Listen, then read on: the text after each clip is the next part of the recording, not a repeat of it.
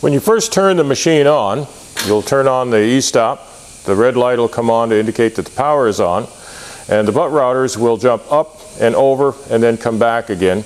That's to neutralize the stops so that the 3.5 or 4-inch stops are in the correct positions, and this is normal and should happen.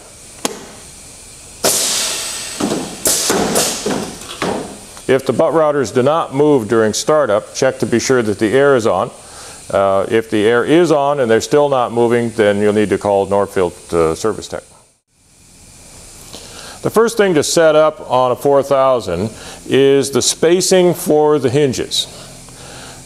So normally on a 6/8 door you'll have a 7-11 pattern, and they'll be 29.25 inches from one hinge to the next.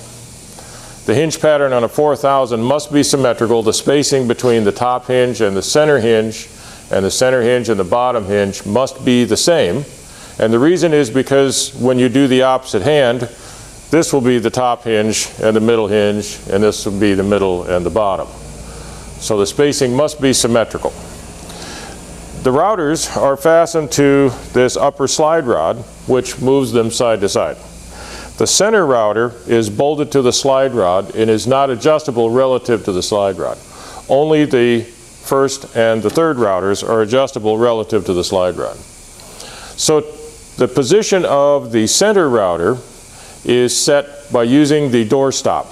You have a door stop at each end for a left and a right hand door, and we'll position the door stop to make sure that the center router is in the correct location. This is the door stop at the in-feed end. It's spring loaded so the door can come in past it and then return back up to bump against the end of it. Loosen this bolt here. We can adjust the door stop back and forth for a coarse adjustment, and then there is a threaded stud with the button on the end for fine adjustments. The door stop at the outfeed end is raised and lowered with a pneumatic cylinder. Push it up into place to position the door against it. It can be adjusted along the rod for a coarse adjustment, and then the button is on a threaded rod for fine adjustment. The outfeed door stop is pneumatically controlled. Push the button in to raise the stop, pull it out to lower it. When you push the button in, you can push the door up against it. When you unclamp the jamb, it will automatically move the stop down so that you don't have to do it manually.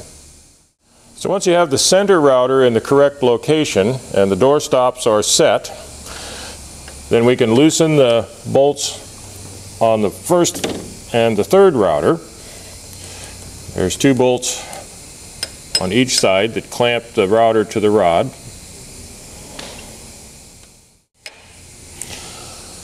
With the bolts loose, you can take a rubber hammer or a dead blow hammer and move the router side to side, either left or right, as necessary to get each router in the correct position. So again, we've set the center one with the door stop to get it in the right place. Loosen the bolts on the router. And then we can measure from one router to the next as we adjust it side to side to get it approximately in the right position. The only way to tell for sure that you've got it in exactly the right position is to machine a door and measure the mortises on the door. So we can repeat the process for the router at the other end.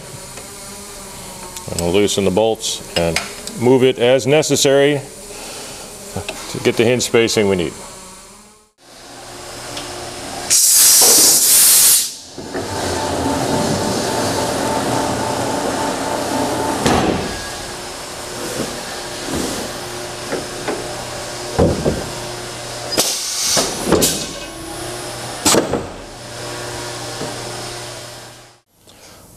To adjust the distance that the router cuts into the door and the jamb, the adjustments are down here below the router. The bolt on the top controls how far up into the jamb the mortise goes. The bolt on the bottom controls how far down into the door the mortise goes. The cylinder here moves the fork so that when you change from 3.5 to 4 inch,